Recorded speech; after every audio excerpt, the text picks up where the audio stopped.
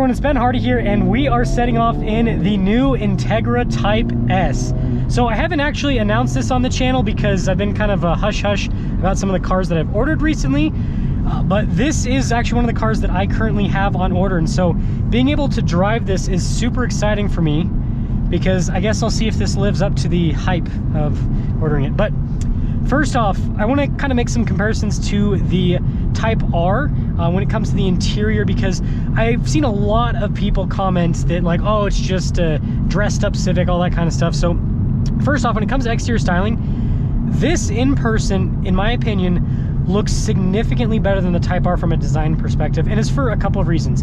So first off, I'm actually not opposed to like the giant spoiler on the back of the Type R. I think it actually looks pretty cool.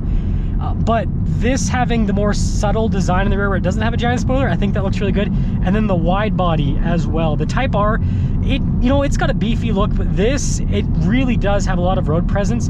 And on top of that, just with Acura's new styling of the Integra, I think it just works really well with this Type R package. Now, when it comes to the interior, it feels a lot more premium than the Type R. So you've got really nice material use on the door panel, the seats, and the back seats. Instead of just being black cloth like what you have in the Type R, you get the leather, you get it in red, so it kind of like all matches. This interior feels a lot more uniform. And then when it comes to the driving experience, I've got it in the sport mode, so it's got the auto rev match function on, and it works really well. Now, with this particular engine, if you don't have the auto rev match on, it actually is really blippable. It's one of the few 4-cylinders that I've driven that when you like blip the throttle, it actually does something. A lot of 4-cylinders, especially turbo 4-cylinders, seems like they don't want to do a lot, but this one is actually pretty easy to get used to.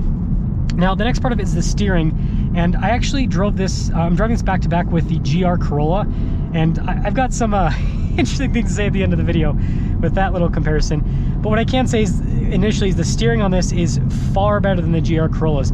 Like, I can not only feel what's happening in the front end, but it's way more direct. The GR Corolla actually had a little bit of onset or deadness with the steering, whereas this, as soon as you put an input, it just boom, and the car goes. Now, something else about the Integra, and also obviously the Civic Type R, that a lot of people talk about is the fact that they're front-wheel drive, right? A lot of hot hatches, and I guess you could still call this a hot hatch, right? They're usually all-wheel drive, right? The GR Corolla is all-wheel drive, the Golf R all-wheel drive, the Focus RS that's been discontinued, that also had all-wheel drive.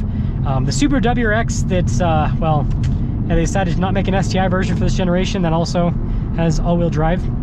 But the thing I've noticed about this car right off the bat is you don't notice this front-wheel drive.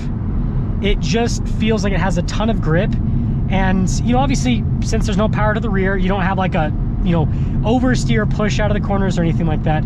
But what I am noticing is it just feels like it has this nice cohesive grippy feel that you feel in an all-wheel drive car. So even though it's front-wheel drive, it almost acts as if it has all-wheel drive. And so they've definitely done a good job with the tuning on that. Yeah, I actually really like the auto rev match. It does a really good job. And this has really good power.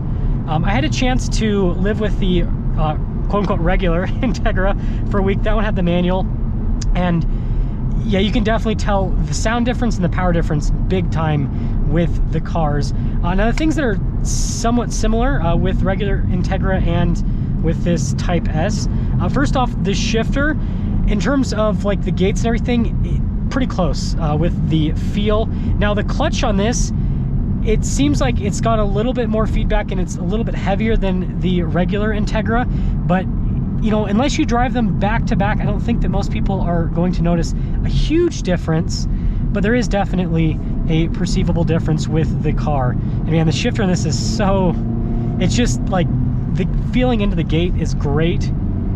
And this is one of those cars where even if you're not driving super fast, you just use the shifter just to use the shifter because it's good. And so this will get me into, I guess, my hot take on the GR Corolla, comparing it to the Integra Type S, because that is a car that I considered, purchasing before I put in my order for the Integra Type S.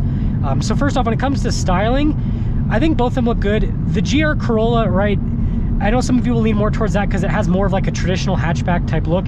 Again, I think that this car with the longer wheelbase and everything, it just looks better. And by the way, with that longer wheelbase, it also rides a lot better. The ride quality with this is more so like a luxury car. And again, Acura's a luxury brand, so it makes sense as to why they would go that route. And then when it comes to the driving dynamics, I think this handles just as good as the GR Corolla, even though it's a bigger car, if not even better. But it also has better steering. It has a better shifter. It doesn't have that loose feel that you have in the GR Corolla.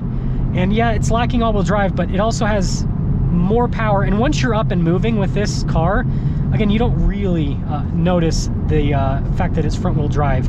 Now, the one thing that I will give the GR Corolla is it's got that rear bias mode where you can send 70% of the power to the back. That's fun. That makes the car really fun to drive. This obviously wouldn't be able to have that, but after driving these back-to-back, which I'm lucky enough to do that, I'm glad that I went with the Integra. I'm definitely enjoying the driving experience with this a lot more. And just with all the daily driver stuff that this has, just, you know, stuff that, you know, some of you might not think of as an enthusiast, but like wireless phone charging pad, where that's located, how the infotainment system works with all the controls, the climate controls, simple daily stuff. I just like the functionality in this a little bit more. And so I'd say I'd made the right choice. Let me know in the comment section below if you guys think that I made the right choice. And let me know what you think about the new Integra Type S. Okay, so this is going to be our after the video clip where I'm just going to show you guys some fun driving here with the Type S on these mountain roads. So first off, with the downshifts, super seamless with that auto rev match, and the acceleration with this, and it lets you bounce off the rev limiter, which is always fun. I love it when automakers engineer that into a car. Now, obviously, you don't want to do that on a regular basis because you might end up in the service department, depending on how much you bounce off the rev limiter. But yeah, that's always fun. Now, something that has been really impressive to me over this drive has been just how well this car, just like how well it does everything. So going over like little bumps and everything, because this road's kind of beat up, mountain roads usually are, I don't really notice them, which is super impressive to me. And it's doing this at the same time that I have a ton of confidence going through the corners. Like, I don't feel like I have any need to slow down. Like, I can just go straight through the corner super fast. And it's a fun experience. Now, this is a kind of a random point. This is the leather steering wheel you can get. You can also get an Alcantara steering wheel with the Type S. And I think that, you know, initially I thought I was maybe going to want to go for the Alcantara because it has a more, you know, race car feel. But with how they've done the perforations on this, I really like the feel of this, and I think that this is probably the steering wheel that I'll go for. It reminds me of the Audi RS steering wheels, which I think that those leather steering wheels are definitely some of the best in the car industry, so not a bad spot to be in. And, well, of course, we got stuck behind. We're going to call this a slow brew in front of us.